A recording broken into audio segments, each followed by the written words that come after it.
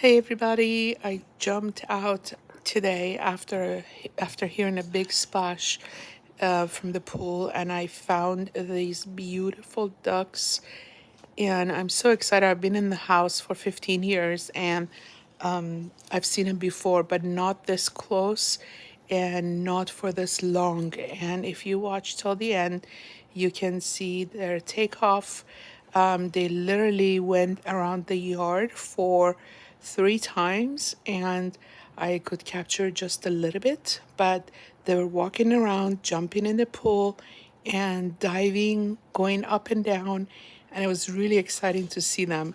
And this is the second time. There we go again. They take the steps up to the higher level and go back again from the other side. So here it is.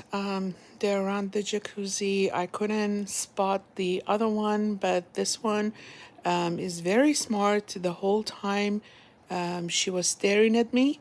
The male one, which I believe is the one with the green neck, that one was so much relaxing, and then this one